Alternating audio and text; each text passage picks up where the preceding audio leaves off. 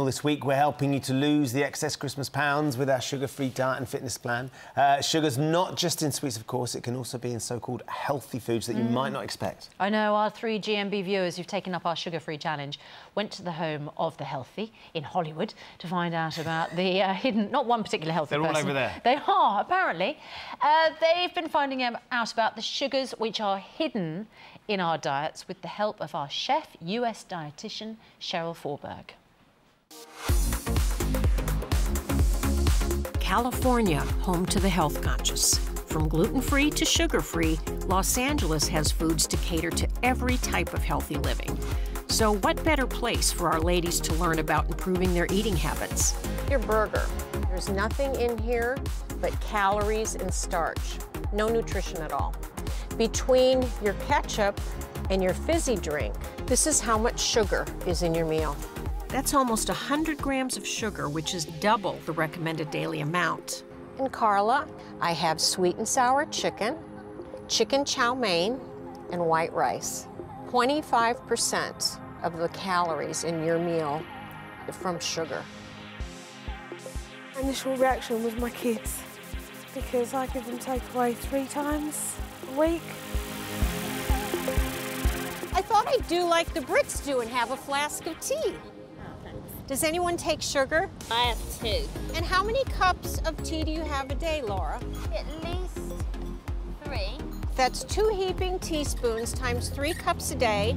That's 36 grams of sugar, which is more than 2/3 of the daily recommendation. Hey, Brandon. This is how much sugar you're putting in your tea every year. Are you serious? 13 kilos. Wow. If you made one change and stop putting sugar in your tea, you could lose 1 stone a year. Just by taking out the sugar in your tea. Well, Dr. Hillary is with Laura and Cheryl. Very good morning to you all. That's a lot of sugar, of course, that one person's putting in their tea, but, you know, lots of us do it. Absolutely, Suzanne. It's a huge amount. 13 kilos of sugar. Were you shocked, Laura, at the volume of sugar you were taking in your tea? Yes, just a little bit, yeah, because I knew that it wasn't just the sugar I was getting that I put in my tea, but also I'd have several biscuits alongside that tea. So. Well, those cravings are really strong, and everybody wants something sugary, but it's so unhealthy for you. Basically, in a normal person, what happens is that when you eat, the energy is stored in the fat cells. The fat cells release a protein called leptin, which tells your brain you've had enough, you're full, you don't want any more. But as you put on weight, because of too much sugar, that all stops. You become resistant to leptin and you want more, even though you're eating lots and having lots of sugary things. Luckily, we've got Cheryl here to show us what good sugar swaps we've got that keep you feeling full and are much lower in sugar and healthier generally. Yes, absolutely. So instead of having all the sugary snacks that are nothing but carbohydrate, we're going to have some really tasty swaps that also include protein, which will help us to stay full longer and keep our blood sugar level. So instead of the biscuits, we're going to have a savory cracker with some cheese and crunchy apples. And here, instead of the chocolate, we'll have some hummus with fresh vegetables. It'll be a smaller portion, of course. And instead of the leftover Christmas pastries, we'll be having baked corn chips with cottage cheese and salsa. And instead of the sweets that you love to nibble on all day long, we're going to have the berry crunch recipe, which is available on the website, and along with all the different portion sizes for each of the snacks. That's so important. So we've got all those great ideas on the website and plenty more to come this week. Laura, how are you finding the food plan? I'm enjoying it. It's nice to eat really good food. I'm enjoying it, and I'm glad that I've got something to swap my normal naughty treats with something a little bit better for me. So it's working well so far. Yeah. I know you used to carry some chocolate fingers in your handbag for snacks. Snacks are important, but can I suggest some healthier ones like that for the handbag in the future? We've got lots more ideas. Join us 7:20 for more ideas with Cheryl and I and Laura. Start reality. Dr. Hillary is with Laura and Cheryl now this morning. So, Hillary, what's Cheryl baking for breakfast? Well, quite a few things, Ben. As you know, a lot of our viewers are having breakfast right now as they're watching the programme, but they're making some choices which are really going to be high in sugar. They're eating the equivalent of confectionery. Now, you saw how much sugar you were having, how much fat was in that burger. Were you shocked by that? Yeah, I was, because I knew the burger was fattening, obviously, but I didn't even consider sugar being in it. It was a bit of a shock to think how much as well was in that. Absolutely, large amounts, and the sugar in the tea as well. So, Cheryl, what better alternatives are there, healthier alternatives which are low in sugar that people can have for breakfast, living a busy lifestyle as well? Absolutely. First of all, I'd just like to say breakfast is not dessert. Absolutely. So instead of having an indulgent pastry, here we have a recipe for baked ham and eggs. It's a very lean ham, was used as the cup, and has egg whites in it, a little bit of salsa and cheese. Recipes on the website, easy to make. You can make it ahead of time and take them to work and heat it up. That's a great idea. We had a few questions from viewers who are vegetarian. What would an alternative for that be? Oh, sure. Instead of the ham, we could just use more egg whites, and then maybe we could put some refried beans inside, for example, with cheese and salsa. Sure, sure. And the other ones you've got here? Sure. Instead of a sugary cereal, which is so common, I have a recipe for muesli, which is whole grains, a little bit of dried fruit. You can add your own skimmed milk, and if you like, you can add fresh fruit as well. It's a perfect alternative. So plenty of sweetness, but without the sugar, and high protein to keep you feeling full for longer. And fiber. Absolutely, which brings us on to another thing. The worst thing you can have for breakfast is nothing at all, because you end up eating more for lunch of the wrong things, right, which aren't necessarily healthy. So as an alternative for nothing, you're in a hurry, you want something to take with you, maybe prepared the night before? Sure, you could boil a couple of eggs, slice them up on a toasted whole grain muffin with some fresh tomatoes or fruit, and you have a perfect meal to make on the go. Cheryl, brilliant ideas, and of course all of these are on the website. On the food plan. There you go, lots to think about. Guys, I just wonder if I can ask a couple of things that I have, or I try to have for breakfast, and now I'm a little bit confused about. Is it all right, for instance, to have peanut butter on toast, or is that super sugary as well? What have we prepared for you, especially this morning, Suzanne? Peanut butter and nut butters are absolutely fine. Because they're mostly fat, they're calorie dense, so you don't want to have a large amount. But most of the fats in the nut butters are good fats. It's very filling, a little bit of protein, and served on some whole grain bread or muffin, it's a perfect snack or breakfast with some fresh fruit. But less of those presenter patisseries that you have on the coffee table every morning. They've gone, Hilary, they've gone. It's all fruit now, don't you worry about that. There's water, there's no fruit juice. There ain't no sugar in here.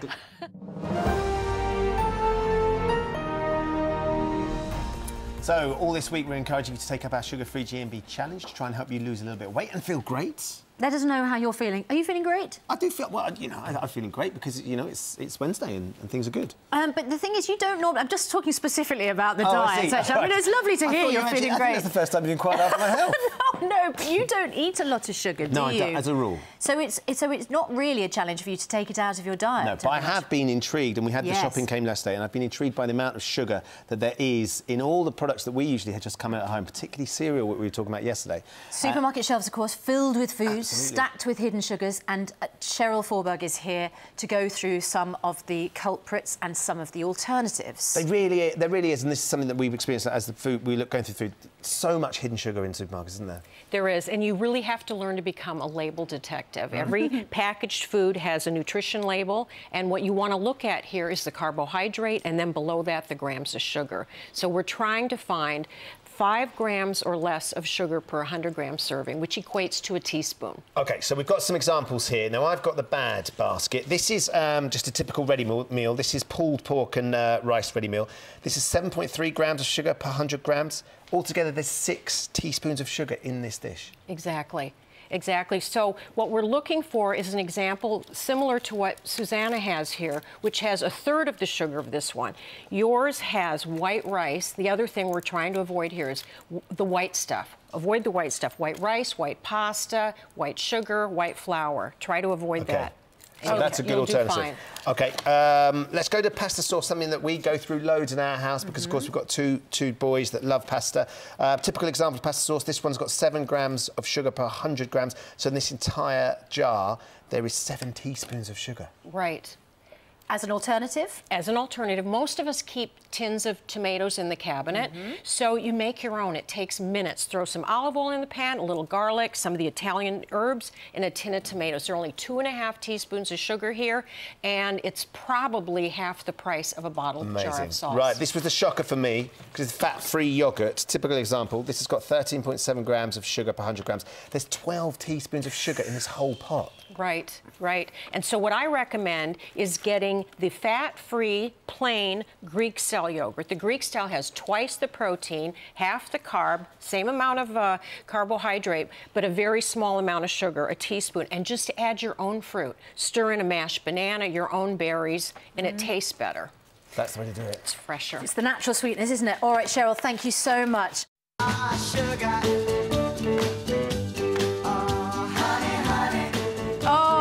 We've been going sugar-free. Well, I have to be honest, we've been trying, some of us have been trying to go sugar-free. I've been trying. Have you? I've been trying to do some of the swaps. I've been looking at the website and trying to do some of the swaps. I'm afraid I'm going to have to confess to Cheryl, our dietitian, Cheryl Forberg, who is here.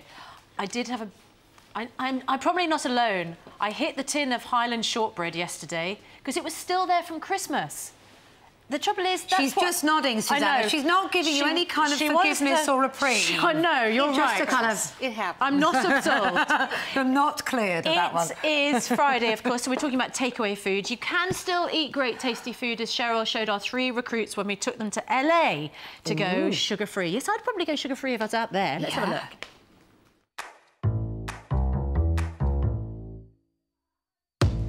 Good morning, ladies. Good morning. Today I'm going to show you how to make one of my favorite recipes for fire-roasted chili. I usually make a double batch. So I'm starting off with a non-stick pan. You don't need as much oil. Some chopped onions. And I'm going to cook these for 4 to 5 minutes. Now I'm going to add just a little bit of chopped garlic. You just want to cook it for a little bit. Can you smell that? Yes. Isn't that wonderful? I'm going to add some lean, very lean ground beef. You could use turkey, chicken, whatever you want, as long as it's lean. And now I'm going to add a little bit of roast red pepper. You could use a fresh chopped bell pepper. We're adding a lot of different vegetables to add a lot of texture, flavor, and very few calories. And I'm going to add some seasonings, tomatoes, and a little bit of chicken stock. Can you add any beans?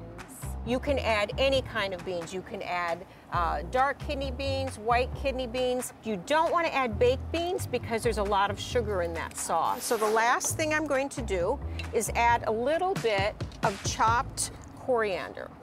So I'm just going to stir this in, and voila. Oh, wow. It's finished. Looks delicious. That's nice, doesn't it? It looks really nice. So here we are, heading for the weekend when, let's be honest, most of us reach for that takeaway menu. It's kind of part of Friday. You've worked hard. You want a takeaway, and Cheryl is going to ruin it for us now by telling us just how bad it is for us, but giving us options as well. Sure. Yeah. Well, Britain loves curry. Love curry. And it's delicious. Most of the sauces are based in coconut milk, which is really high in sugar and fat. An example here is chicken tikka masala. Oh, everybody's favourite. Yeah. With pilau rice.